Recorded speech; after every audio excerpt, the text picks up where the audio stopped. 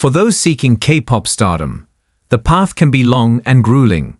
Seoul, South Korea. 7 girls sit in a room, waiting for their name to be called.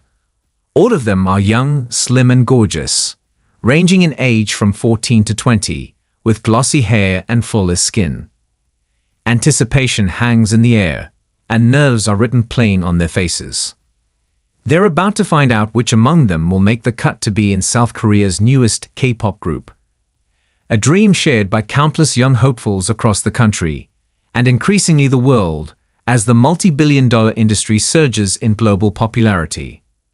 But it's a long, grueling path to get into that room. The girls have spent months or years training in singing, dancing, rapping and performing, all while following demanding exercise and diet regimens. Several have given up their formal education or left families hundreds of miles away. And in the fast-moving world of K-pop, where stars trend young and groups often disband after just a few years, some girls feel like this is their only shot. In the idol world, 18 is very old. So if I miss this opportunity, I worry whether there will be another place other than this company that would accept me, said 18-year-old Ah-in Lee, one of the 7 final trainees at K-pop company MZMC. CNN's Kyung La was granted exclusive access to MZMC's final week of training before launching its first ever group for a documentary aired on The Whole Story with Anderson Cooper. MZMC founder and CEO Paul Thompson, an American who has written and produced hundreds of K-pop songs, estimates they went through thousands of auditions before selecting about 30 girls as official trainees, of which now only 7 remain. The rest either dropped out or were cut during monthly evaluations that gauged if trainees were improving fast enough. These eliminations are the norm in the massive K-pop machine, which stands apart from other music industries worldwide for the scale of its artist development and production programs. Agencies don't just train and select stars. They dictate their schedules, prepare their public debuts, manage their media appearances and concerts, encourage online fan interactions, and even oversee many parts of the stars' personal lives. The United States once had a similar version of this system in Motown, with the label scouting young talent throughout the 1960s and 70s and teaching them how to perform. But it disappeared because it's too expensive, Thompson said. But in South Korea, it has flourished. MZMC is a relatively small company. Thompson estimated larger labels can sign hundreds of trainees before whittling them down to a final selection. One of those 7 girls at MZMC is Brittany Jang, a soft-spoken 20-year-old who grew up in the US before returning to her birthplace of South Korea to pursue her K-pop dreams.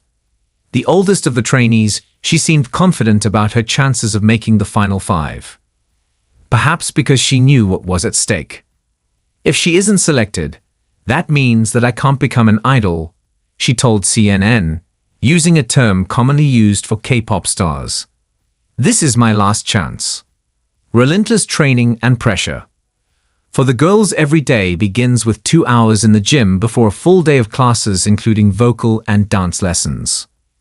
Younger members like 14-year-old Luwon Kim attend half a day of regular school before going straight to training, which can last until midnight. Some don't even live with their families, instead staying in dormitories, like 17-year-old Rana Koga from Japan, the only non-Korean trainee. The pressure can be relentless, with scrutiny of their appearance as well as their skills. Part of this reflects the culture in South Korea, where rigid beauty standards have traditionally valued fair skin, slender physiques, and hyper-feminine features. Plastic surgery procedures, like double eyelid surgery, are so common they're often offered to teenagers as graduation gifts from parents. Beauty standards are even higher for K-pop stars. The word is idol, argues Thompson, the MZMC founder. Nobody wants to idolize someone who reminds them of yourself. You want to look up to someone and say, I want to be like that person. Look how pristine and perfect they are. But the demand for thinness can turn dark. Definitely, people have been cut from training programs for their weight, said Amber Liu, a Taiwanese-American former idol turned indie artist. I developed a very unhealthy habit of just starving myself. I was 16. I didn't know what to do.